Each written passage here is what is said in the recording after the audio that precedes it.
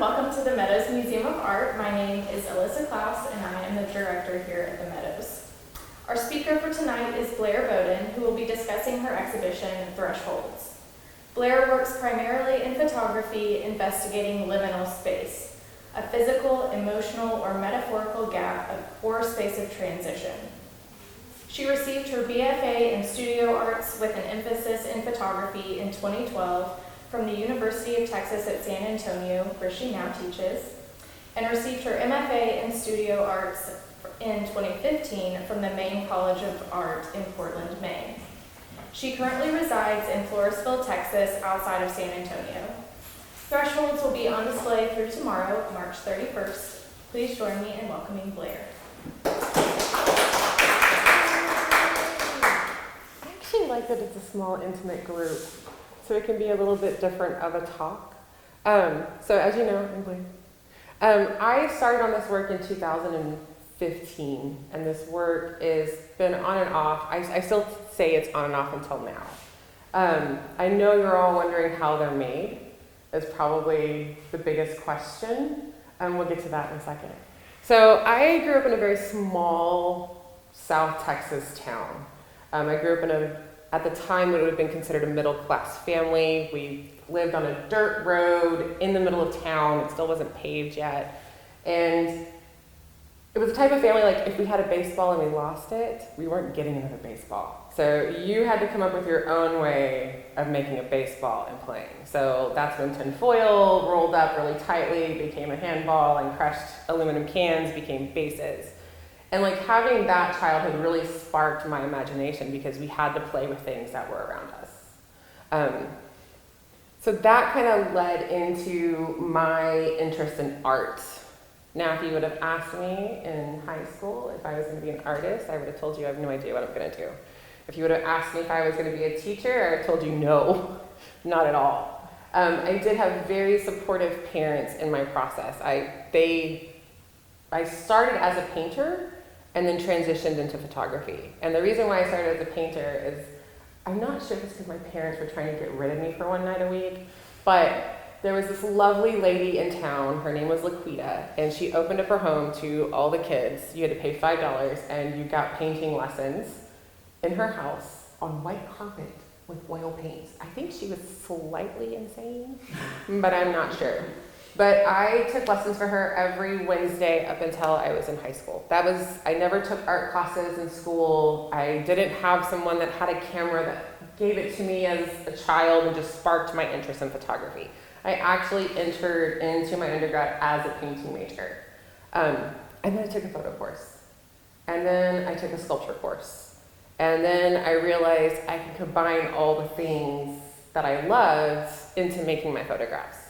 And the day that was sparked is when I remember being introduced to Park Harrison's work, Architect's Brother.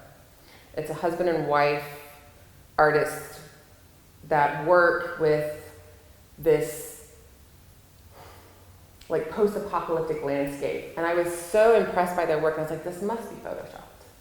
And find out that it wasn't. They were making staged sets and photographing them, and of course at the time they were putting them together in the darkroom. And I was like, oh my God, they can build it, I can build it. But on a budget, because I'm an undergrad. So that started my interest in building everything that I photograph. When I started making this work, I've always been interested in the landscape. I've always been interested in the landscape in literature and how the landscape is perceived in different types of literature. It's a place of, what's the word I'm looking for? It can be a place of sanctuary. It could be a place that is where the evil witch lives, right? Like depending on what literature you're reading is depending what mythologies the landscape holds. And I was interested in space and time and location. And I got interested in the idea of liminal space because every day we walk through it, we just don't recognize it. Because if we translate the word, there's multiple translations of it, but if you translate it just generally, it means threshold. So every time you walk from one room into another, you're walking into a transitional space. You're walking through a threshold. So it's something we don't see, it's something we ignore. So how do I make that visible? Is there a place that exists that makes that space visible to the eye? And I was like, it has to be the landscape. It has to be, because it's a place that when twilight happens, the light shifts, darkness is starting to creep in, shadows are starting to diminish and change into silhouettes, and then our eyes start playing tricks on us. So I started investigating a lot of things with this. I did a lot of research for this. So I started collecting books on liminal space and how the landscape is used in literature, mythologies behind like trees and entities in that matter. Also like researching shadows, because we never think about it, but in reality a shadow is liminal space.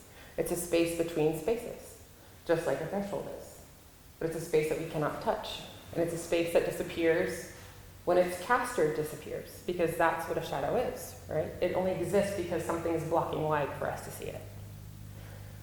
So, in all of that lovely research, I started building these sets. So these are all built sets that are built into my studio.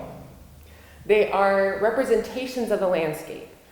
They're representations of landscapes from my area in South Texas.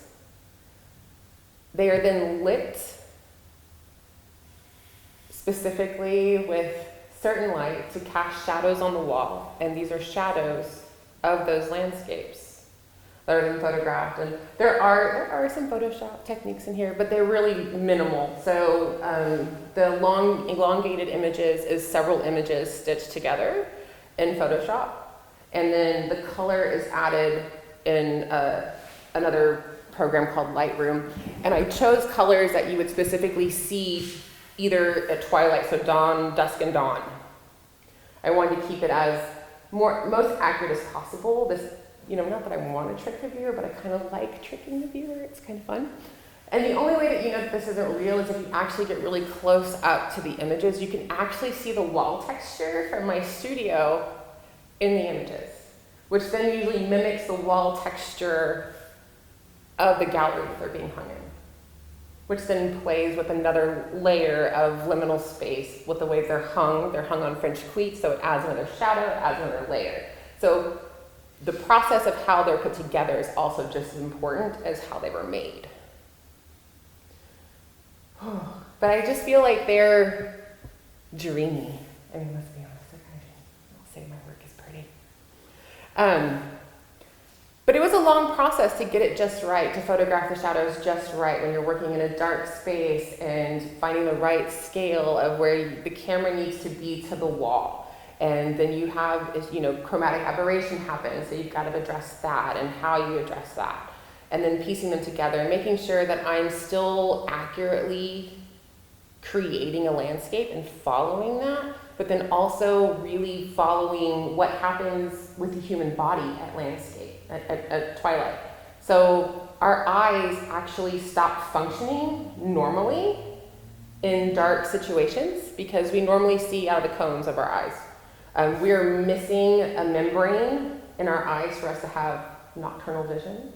So what happens is when the light gets darker, our eyes switch to a type of vision called scoptic vision, which means that we start seeing with our rods, which our rods are what is normally used for our peripheral. And our cones stop working because our rods are more sensitive to light.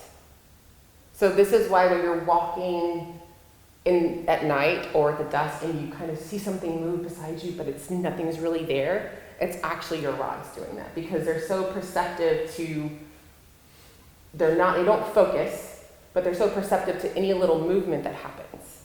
So I was trying to make sure that when I created these, I was actually physically creating a space that this happens when you look at this work. If you get it close to it, it's actually kind of soft. The edges are not exactly crisp.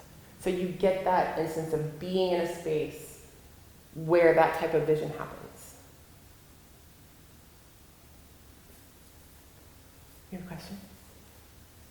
Art, do I understand you correctly to say those are not trees? Those are twigs? Yes. Okay, so we can talk about the actual spaces. So I will say this one right here is actually a large branch that you can't see. I do have a friend holding it up down here while I cast light on it to give the shadow. But yes, so this one is all twigs that I collected to make this. Those are all handmade trees and all the others. Oh my.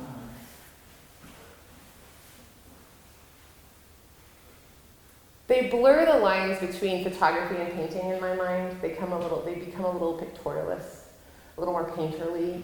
When you first walk in the room, you can't tell they're photographs until you get up on them and realize, oh, they're printed, they're mounted on something. This isn't a painting, which I find really interesting, especially with having a painting background. You can ask questions. I'm all for it. Small group questions. Could you just talk more about how you manage the light? Because you're taking pictures of shadows, which just doesn't. It's like nonsensical. So it was really long exposures. So I want to say these are probably in the realm of like 15 seconds exposures to do these. So like my studio is my studio that I did these in was a teeny tiny studio, and I work on a budget. All artists work on a budget. So I will tell you everything that I've used. I literally had a clamp light attached to a rolling chair that was pointed at the ground that then bounced the light up. And these were set up on a table. And so there were two sets. So there's like one set, they're built on foam, and then they're covered with moss. And then I build the trees. So usually out of floral tape, and then like whatever moss and things that I can gather. I was really particular in the beginning, like actually making it represent the landscape and making it look like the landscape because, again, perfectionist, artist, photographer, all that goes together. And then I realized no one is ever going to see this. What really matters is what is being projected onto the wall, which gave me a little bit more freedom with how I pieced and put things together. It could be a little bit more fluid. I could reuse materials very easily. So then it's two of those. They're usually square and they're separated to give you depth. And there's also, so like on this image here, if you notice all the soft parts that are happening, that's actually big pieces of plastic that have been, clear plastic that have been placed between the light and the actual diorama. Create that softness and blur in the image. And then I just marked the floor where things needed to sit so I could set it up easily once I got the scale done. So they're actually projected onto the wall probably about 3 feet and then photographed. There's a detail shot on my website that shows you. Yeah. Well, where does the color come from? So the color is actually added in. I did split toning in Lightroom, which is a program. So they're actually photographed. My walls are white and black shadow, so I would actually just make sure the images were black and white first before adding color. And then the color came from, I added the color in. So from sitting and investigating the landscape and just knowing what colors happen when we have those really pretty pink sunsets, or when it's just as the sun has set, like what colors or hues are illuminating. So they were put in as a split filtering process or split toning process, and I used monochromatic or matching colors and then also complementary colors to do that. So like highlights, in this one it is orange and green. This one is blue and yellow.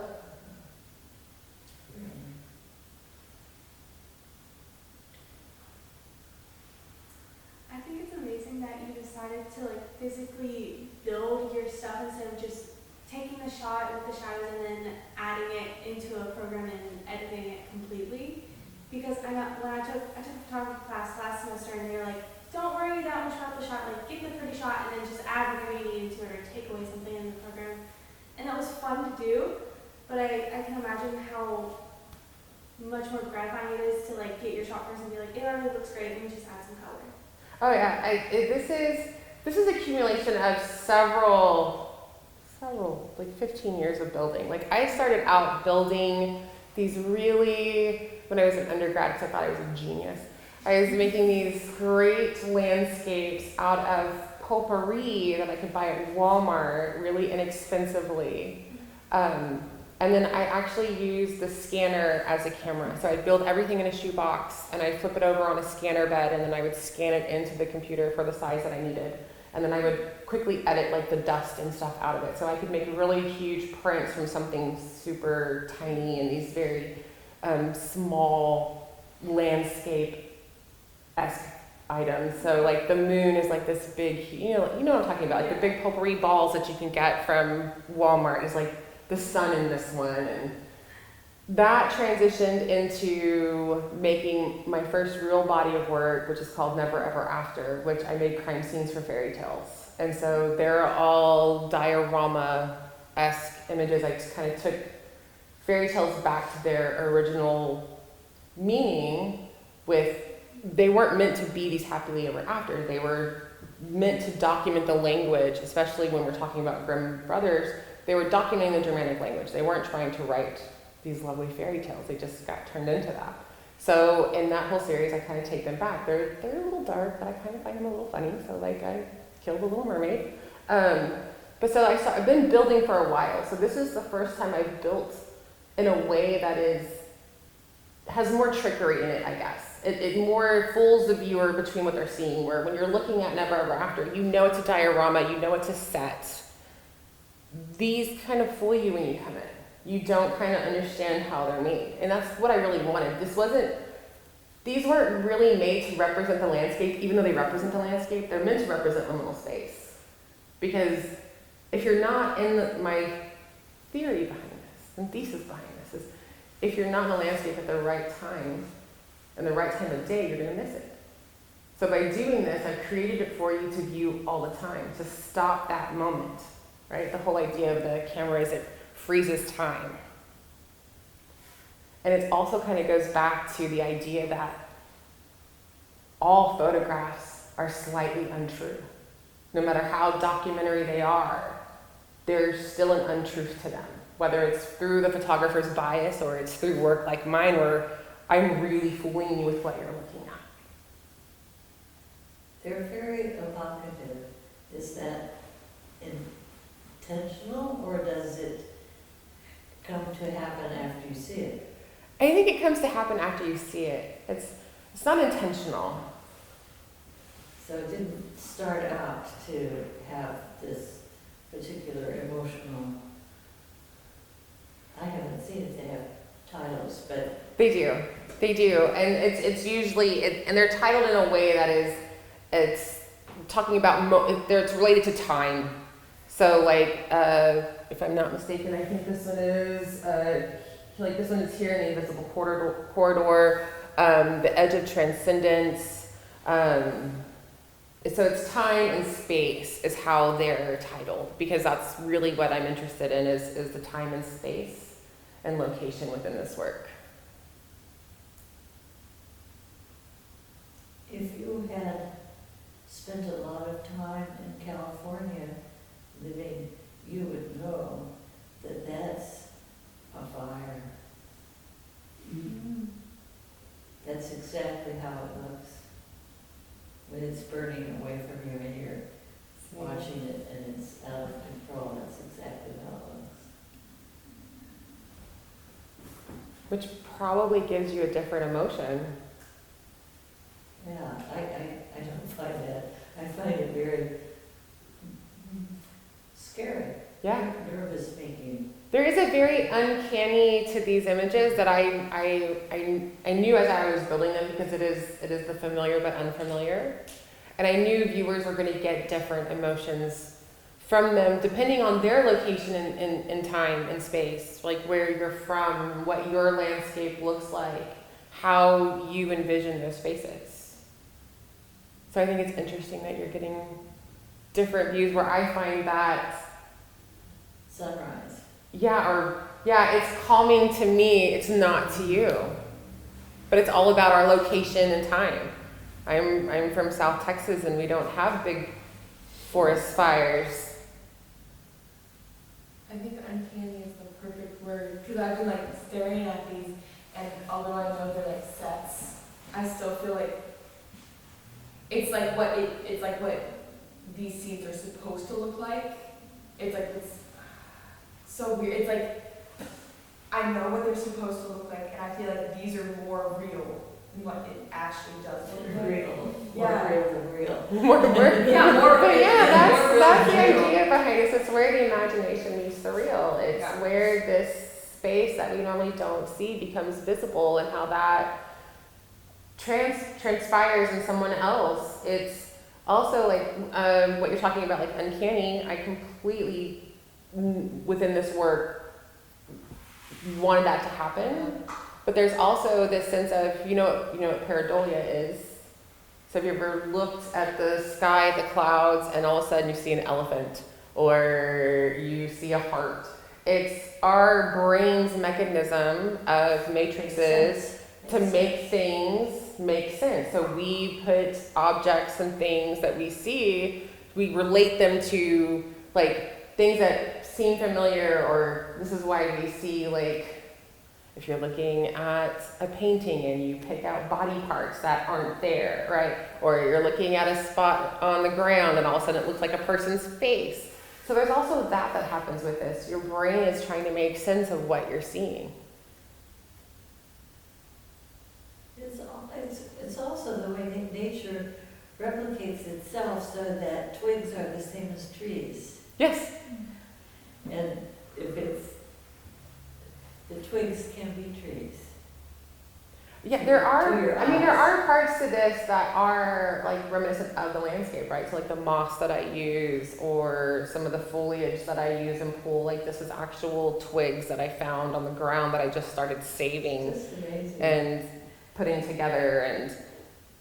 And my husband cut down that giant limb and I was like, I need to have that. It needs to go in my studio. I need this. And I have a strange collection of things.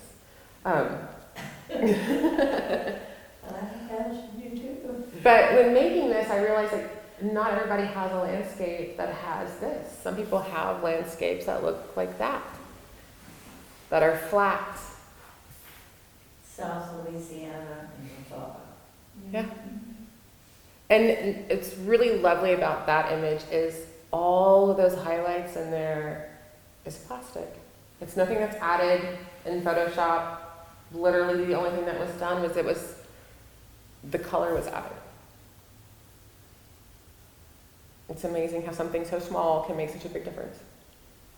That you mentioning the plastic kind of triggers another kind of relation between truth and artifice, where you're using natural objects like twigs that grew Right. what we take to be like the natural environment, and plastic. Plastic. So like the beauty you see this is derived from plastic's interaction with like the natural environment. Yeah. Which is a huge irony and very unsettling. Exactly. Because our assumptions about, or at least what I take for many people's assumptions about what plastic's relationship to the natural world is. Yeah. And so, yeah, I think it plays into that uncanny tone and that sort of level of look as well.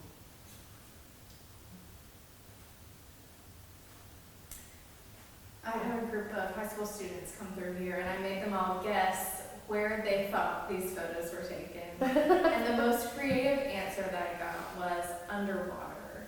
Oh, nice. Yeah. I could see that with that one for sure. Just with the radiating of the light and how light shifts underwater. It's really Like the seafloor, Mm-hmm. I can see that, yeah.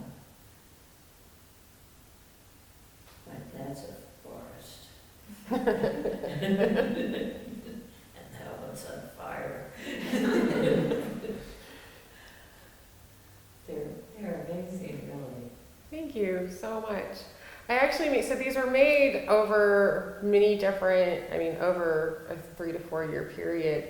I changed the shape of them for different reasons. Like these, the long elongated ones, I wanted you to have like this panoramic feel that you're looking out into the landscape and, have the distance between you and it. But the smaller, the 24 by 36 images, I wanted them to feel like windows, that you were looking out. Yeah, they do, yeah. But for you, they don't have an emotional? Oh, I find them calming and lovely. Calm. I feel a sense of calm, settling in as well. I've always been interested in the landscape and forest and the mythologies behind it, and I've always been a kid that's played, like we had this like little grove of chinaberry trees by our house as a kid. It was very small. I grew up we had ranches, but they were out of town. We lived in town. And so it was like this little grove of chinaberry trees that was just on someone's lot that they just never cut down. And we would play in it all the time. And it was just like this vast landscape to us. It was this giant forest. And I think I've been interested in forests because I live in South Texas. And I'm sorry, but we don't have real trees. We have mesquites, we have live oaks, but we have nothing big and massive that just, you know, when I make this drive here, I'm driving through like the piney woods and like that's where I want to be. Which I really find it interesting is because like I did an ancestry DNA just to see. I knew my parents were mostly German and all that stuff. I actually found out I'm like 20% Baltic. So like, maybe that's Big why. trees. Maybe that's why I like the forest so much. Maybe it's in my genes. But yeah, for me, they're calming. For me, beautiful is such a cliche word, but that's what I feel when I look at these. There's a sense of beauty to these, a sense of awe. But I do understand what you're saying. Like there is this, it's a not completely uneasy moment for me, but I do understand where you're coming from. There's just this little subtlety behind it. This picture to me it evokes uncertainty about what's there. Yeah. What could be there. What could be there? Not necessarily scary, but unknown. You can't see it. This one looks like what cicadas sound And now I just can't get over the fire. Well, that's interesting because the unknown can be scary or it can be full of excitement. Right. Prince Charming. Yeah. It's always right around. But I mean, it could be the other way. Why am I blanking on the author's name right now and said like the greatest fear is the fear of the unknown? And I'm blanking on the author's name right now. And I feel really bad about that, actually. It's not ringing a bell for me either, so. But there was, I do say that I understand, like, with the work, the uncanny nature behind it, and the familiar and the unfamiliar, and how that was going to be. But, like, even researching the idea of liminal space, because liminal space is such a broad term, right? It can mean several different things depending on what philosopher and researcher you're looking at. So if you're looking at a specific, I think it's Gannett was talking about it being like liminality, that we are all in a space of liminality from the time like birth, death. So between birth and death, we are in a space of transition, right? Every step we make in our lives is a space of transition. When we marry, we decide to have kids or things like that. That is liminality that we are in, right? If you go back to the regular definition of it, it's a space of transition. It's a space between spaces. It's an in-betweenness. And I think that's what I love about these is there is that sense of that you're waiting at this threshold. You're waiting for something to happen in these. So they almost have this narrative aspect with nothing happening in them, but just being a landscape. And you're waiting for that change. That's right.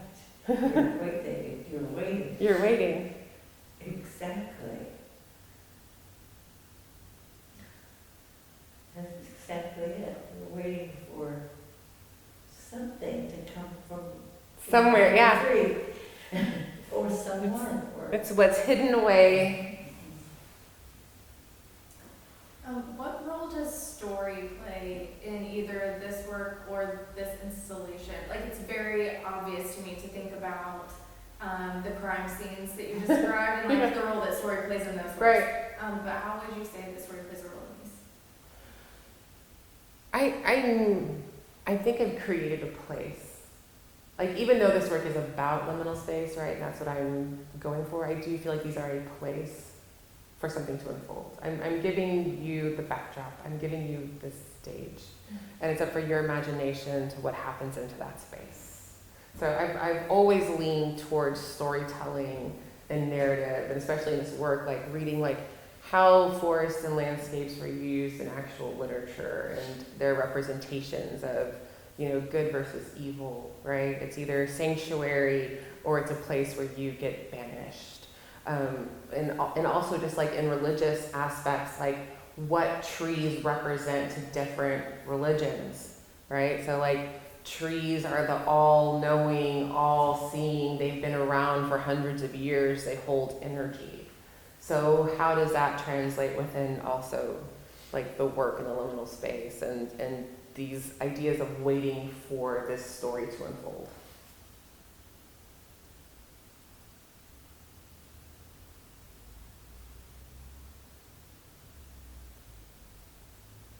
Well, they're either dead or they're waiting for spring. They're in their dormant moment as trees. Yeah.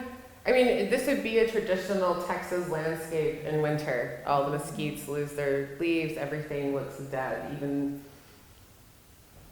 the post oaks lose their leaves. Which this is what all this is actually post oak. They're in my backyard. Are there any other objects that are in these that we don't know about? Moss, twigs, and plastic? Yeah, it's moss, twigs, and plastic. I mean, all of these trees that are here were made from, so the bases are floral wire and floral tape. And then the mixture is like moss and like sponge material and yeah, twine.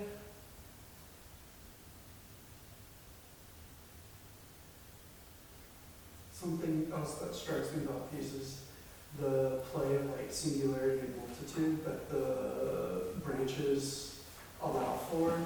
Because you can imagine a different scene with a different sort of landscape background that's like a rocky something or another, that the shadows wouldn't really, it would be more globular, it would have a different feel to it. But Yeah. here with the branches in their, you know, singularity of the branch, but then in the layering of it, you get a sense of depth and reception and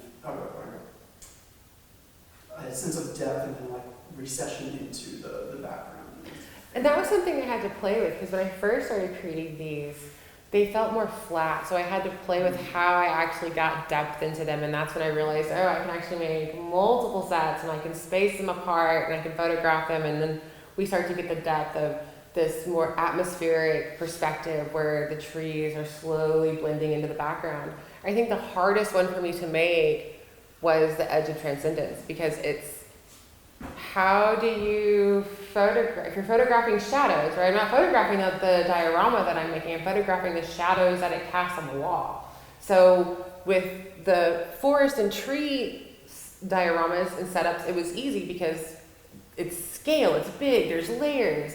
But when it's flat, it's how do I make sure that what's in front is not blocking what's in the back? How do I make sure that I get depth in here? So I think that was my hardest one to capture, because at first it just, when you first start messing with it, it's just like this black line on the wall. And so it's like, okay, I've got to like space, I had to start making like, this was made of smaller pieces that were layered up and down and then lit to give you that depth. But what's photographed is their shadow. Yes. So these are all shadows. For my brain thinks that because the trees are smaller, they're further away. But they could really be just smaller twigs in the same. So I think I think most of the sets, scale-wise, if we're looking at just the sets and not talking about the shadows, the sets are only about this big. Oh, that's so interesting. But this is placing, so this is actually, like if we're talking about this one behind me, this is actually 3 photographs put together to create this one. So this would have been what you would see projected onto the wall. So it's just layering those up and making sure that I'm getting that depth and creating that so it doesn't feel flat. It doesn't feel like a flat shadow, even though I wanted to reference the shadow, because the idea that the shadow itself is liminal space. So therefore I'm layering all these ideas, right, that you can see, at twilight, liminal space happen in the landscape. But now I'm creating the landscapes based on that, but I'm creating them in shadow form and layering another idea behind that by utilizing their shadows, because the shadow itself is something that lies in between spaces.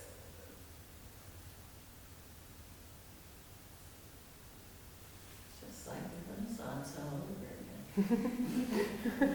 again. So there's a lot of thought and overlay and everything, like even, and photographs were traditionally, we hang them, they're flat, they're 2D, they're hung on the wall. Like I could have easily framed these and had them behind glass, but I felt like they needed to have the reference to the wall for the viewer, even though I don't think the viewer sometimes catches on to it, which I love, that if you get up really close, you can actually start to see right in here that this texture in here mimics this texture right here, because it's the same texture, because they're photographed on a wall. And then the idea of putting them on French cleats and have them floating creates another layer with another shadow, which makes them really fun to transport. Note the sarcasm in that. But very easy to hang. Very easy to hang, very hard to transport, because they're mounted on. That's a line of shadow there, right? Uh-huh. Yeah, that's right here.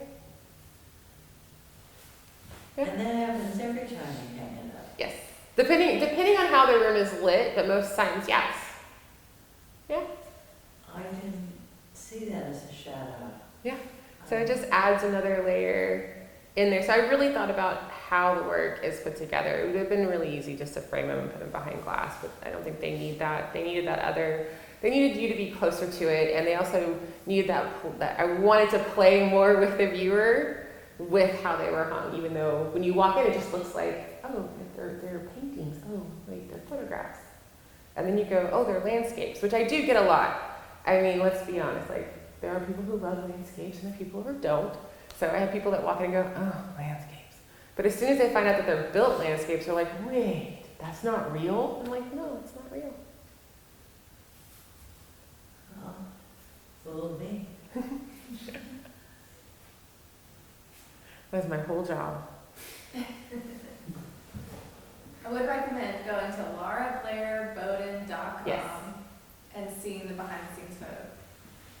Yeah, I do have a studio shot on my website where you can actually see. Are you doing it? Yeah, so I have this set up in my studio. I like giving away, like I know there are artists that don't, like they like to keep their secrets of how they make things close to them.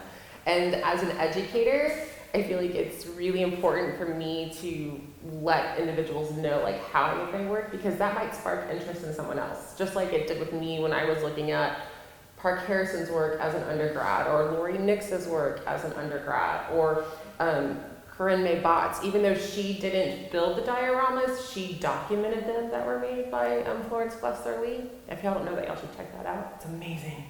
It's called The Diaries of the Unexplained Death. It was Florence Glessler Lee was a I love on tangents, just ignore it.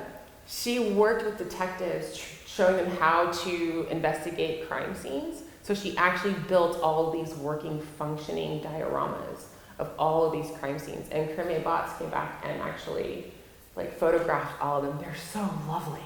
They're a little dark, but they're lovely. And everything functions in them. And so I've always been interested in making and creating, but it was hard to find artists that were giving away their secrets, especially as someone like me when I was an undergrad, like wanting to make and wanting to build, like how do I do this? What materials do I use?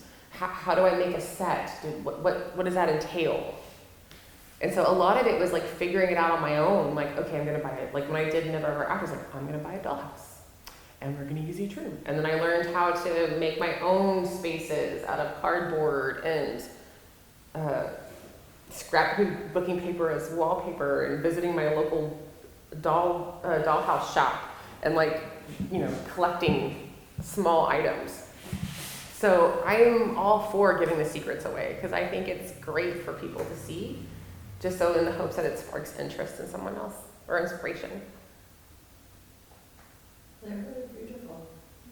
Thank you. Do you have plans to expand this work, or what are you working on now? I am working on something completely different. I'm not building it, which feels really weird. I know. So I lost my father 3 years ago, and I took over all of his, not really businesses, but I took over his cattle ranch. So I'm an artist, I'm a teacher, I run a cattle ranch, do it all. And I found it really interesting that it's not a big cattle ranch, but it's what my dad did. He had his full-time job, he worked for the railroad, and then he took care of his cattle when he got home. And there's a lot of small ranches that are like that. And I was like, this is a way of life that is kind of disappearing because of several different factors. One being weather, right? The big drought, people are selling out, people can't afford to do this anymore. So I started documenting my life as a rancher and all the work that goes in. I don't know if I like it yet. I'm still sitting with it. It feels weird because I've always had control, right? I'm letting go of control with this work, where all of this, I get to control the space. I get to control how it's made, how it's lit.